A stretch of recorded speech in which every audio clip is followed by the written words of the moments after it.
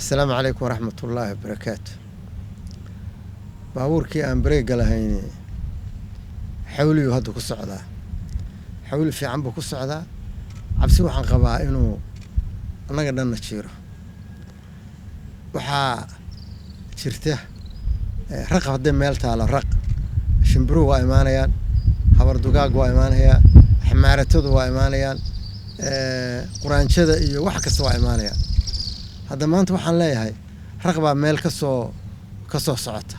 raqadaas waxa weeye meesha ka soo socota asna waa covid-19 kuna raqada waa jeceliye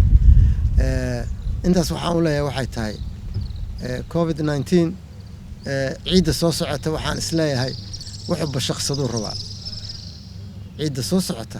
ha la taxadaro oo maxaa laga taxadarayaa waxaa laga horta ciiddu waa sunno mu'akkada dadka waa yeelka horta waa horaa looga iftooday waxaa la yidhaha teginina dhalinyaradana waxaan leenahay isku imaanshaha badani cudurku faafinayaa kala durka oo kala fogaada waaba ciid hadda ciid sabab loo soo baxo oo banaanka intaad u timaadaan aad tiraahdaan sidii waagi hore aan u ciidaysanaynaa taas ma dhici karto maanta khatar badanaa jirta maanta waa in arrinkaas la joojiyo wey waxaan codsanayaa in arrinkaas la joojiyo maantii sida aadka loo farxi jiray lama joogo cudur xun baa jira cudurkaana cidu dhaafaya male marka hala taxadaro waxaan leeyahay meelaha makhaayadaha iyo goobaha la iskugu tagana waa inay ka shaqeeyaan caafimaadka dadweynaha inay dhowraan way oo soo dhowrayaan waa inay aysan ogolaan in la isku soo dhawaado bal kuraasta ay kala durkiyaan yaan la isdhihin maanta client badan helaysaa maanta ka faa'iideyso quudkaas maanta ah heshaa wax uu ku tiraaya male aakhira iyo adduun mid uu ku tiraaya male waa in la kala durko waa inaad dadka aad ku wacyigelisid oo waliba aad tiraahdo kala durka kala fogaada waa in dadku ay maaskiga qabaan oo aad tiraahdo maanta waa inaad maaska gashataan waa ku khasbantiin inaad maaska gashataan waa in meel gacno dhaqida iyo saabuunta iskor saaran tahay maanta kale oo laga shaqeeyo gacmihii iyo saabuunta saarayeen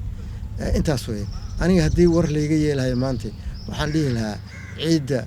arrin baa timide ha laga boodo waa dhihi lahaa aniga laakiin haddee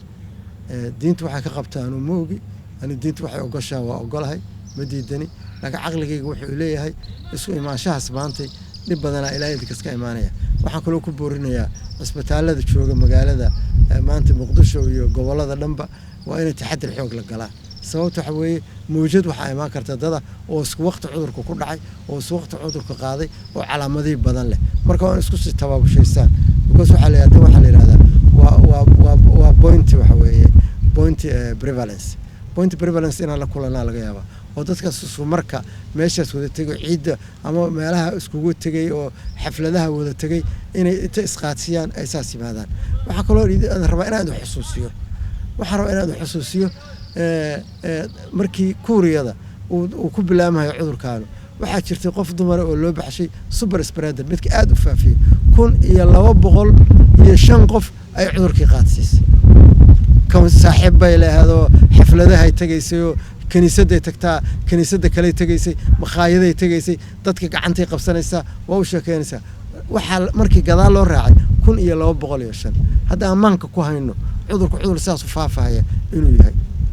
عذر كنت هذا قادم مثلا جورجي جينيسا ووالدك يو أو ييادو جينيسا ويو عن الشدة الشرح كان كفصلي دفاع عودو وسن حوق لهين وسسك دفاعي كرين أيوة لكن كوا ودب كبدان له وعذر